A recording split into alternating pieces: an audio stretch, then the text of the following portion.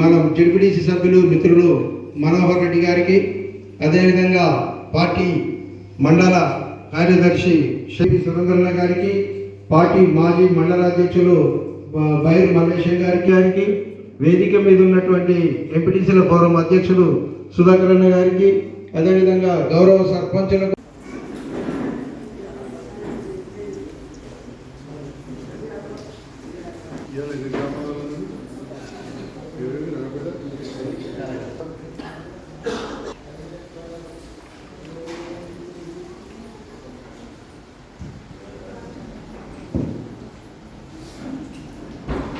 ఈరోజు కేంద్రమైన ఎందుకు కష్టపడుతున్నావు, అధికారిని అడగాలి, నువ్వు ఎందుకు బెదిరిస్తున్నావు, బరాబర్ అడగాలి. ఇంకొక ఉదాహరణ జరిగింది జైత్యాలు, మనోళ్ళందరూ బెంచ్లు వేసుకుని ఒక చెట్ల కింద కూర్చుంటారు, లైట్లు పెడతారు, మంచిగా సాఫ్ చేయించారు. ఆడ ఈయన అడిగిన మనోళ్ళు కూర్చుంటే అంతకుముందు కాంగ్రెస్ వాళ్ళు వచ్చి సెకండ్ నుంచి పోరు కదా, కానీ అధికారం రాగానే కొమ్ములు వచ్చినాయి, కళ్ళు ఎగరేసుకొని వీళ్ళకి కూర్చోవద్దు అని చెప్పి పోలీసు వాళ్ళకి వాడు, పోలీసు వాళ్ళు మీరు అలా కూర్చోవద్దు. మరి ఎందుకు కూర్చోవద్దా అంటే, మీరు ఆయన కూర్చున్న వరకు మహిళలకి మేము పురాణ గుర్తుల్లో ఉన్నాం, మేము కౌన్సిలర్లో ఉన్నాం, వాళ్ళందరూ మా అక్కయ్య లెక్క అన్నదమ్ముల లెక్క. మరి వాళ్ళు చెప్తే మమ్మల్ని గవర్నెన్స్ పెట్టుకురా మీద మీరు రోడ్ ఎడిగారు అది ఎందుకోవాలని వీళ్ళు పరిస్థితి. నేను ఫోన్ చేసి సార్ మీరు అర్థం చేసుకోండి సార్, ఏంటంటే కొందరు కాంగ్రెస్ నాయకులకు మనోనాడ రోడ్డు మీద కూర్చొని నచ్చుతలేదు. గది కూడా పోలీసుల ద్వారా నిన్న రాత్రి జరిగిన సంఘటన, కానీ అట్టి ఇచ్చిపెట్టలేదు.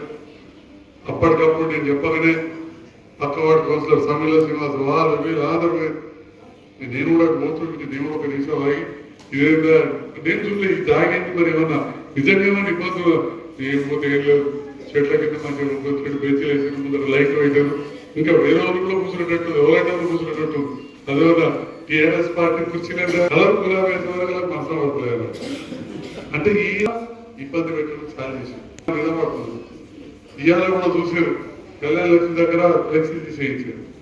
నేను ఆడబిడ్డలకు ఎప్పుడు చేతితో మీకు ఎక్కే కదా, నన్ను ఓట్లోకి ఇచ్చామా, నేను గెలిచిన తెలంగాణ 5 ఏళ్ళకి వెళ్తాను, 5 ఏళ్ళకి ఆ చీరలు పెట్టి అందుకని చెప్పి చెల్లెలు నేను రా నేను ఇచ్చేది చేసుకోవాలని చెప్పాను చెప్పి ఎన్ని చెప్పాలో అది చెప్పేది.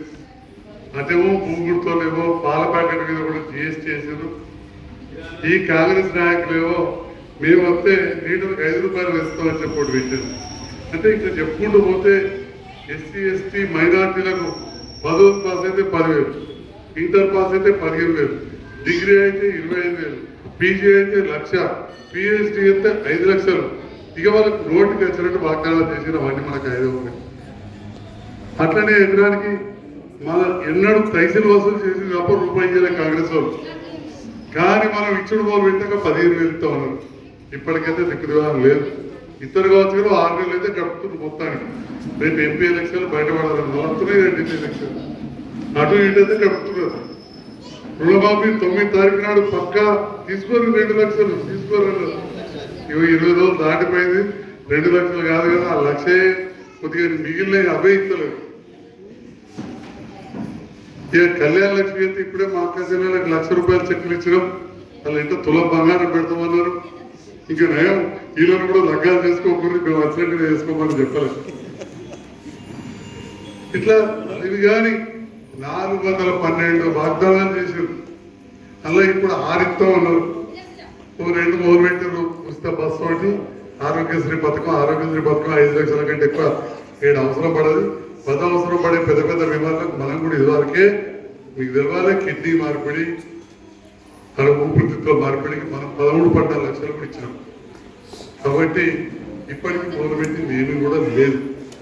ఇవాళకి వెళ్ళి రాయింది అంటున్నారు. మనోరెడ్డి అన్న ఎప్పుడైనా బ్యాంక్ అకౌంట్ నెంబర్ కూడా అడగలేదంటే ఇంతలిచ్చే ఆలోచన లేదు. కానీ అదే మనం 200కి 2,000 చేసినాడు, ఒకసారి అడిగి చేసినామంటే 200కి 1,000 చేసినాడు. 1000కి 2,000 చేస్తే మనం ఇవన్నీ ఏం అడగలేదు, బాధాప్తా చేసాం. మీరందరూ రైతు బంధు 8,000 ఇచ్చినాం, దాన్ని 10,000 చేసినామంటే ఏం అడగలేదు, దాదాపు ఏం చేసినాం వచ్చేసారి 12,000 చేస్తామన్నాం, మెల్లమెల్లగా 16,000 తీసుకుపోతామన్నాం. మనం ఏం చెప్పినాం, 2,000 వచ్చే పెన్షన్లన్నీ పెంచుకుంటూ 5,000 చేస్తామని చెప్పినాం. కానీ వాళ్ళు 2,500 అందరు ఆడవాళ్ళకి ఇస్తామన్నారు, అందరు మహిళలకు. మరి ఎవరు అకౌంట్ నెంబర్ కూడా తీసుకుంటలేరు. మా ఆడబిడ్డలు ఆలోచించాలి. బట్టి ఉచిత బస్సు అనగానే సంబరపడద్దు. ఎప్పుడో నెల 2 నెలల కోసం ఎక్కే బస్సు కాదు, ప్రతి నెల 25,000 మీకు ఇవ్వాలి. మీరందరూ కూడా ఫామ్లు నింపుకొని అడగకుండా దాంట్లో బ్యాంక్ అకౌంట్ నెంబర్ రాయింది, అడగకుండా కింద రాయింది. మరి అట్లా లేట్ కాకుండా ఉంటుంది. లేకపోతే మళ్ళీ బ్యాంక్ అకౌంట్ నెంబర్ లేవని చెప్పి మళ్ళీ 2 నెలలు ఆపుతారు. మరి ఈ రకంగా ఈ ప్రభుత్వం చెప్తుంది. మరి ఇవన్నీ ఒక్కరికైతే మరి నిరంతరం పనిచేసిన మా నాయకులకు, యువతకు మరొకసారి నేను హృదయపూర్వక ధన్యవాదాలు తెలియజేస్తున్నా. మీకు ఏనాడు ఏ కష్టం వచ్చినా, ఏదున్నా సుఖాలలో కూడా నేను అండగుంటా. ఏ మంచి చెడున్నా అందుబాటులో ఉంటాం. నేను ఇదివరకు చెప్పినా ఇప్పుడు చెప్పినా నాకు వేరే పని లేదు. ఇందులో ఒక బిడ్డ పెళ్ళైపోయింది, మనవల్ల సేవ చేయడానికి రాజకీయాలకు వచ్చినాయి. ఖచ్చితంగా ఇంకా 15 ఏళ్ళు మీ వెంటనే ఉంటా అని చెప్పి ఈ సందర్భంగా తెలియజేస్తాను.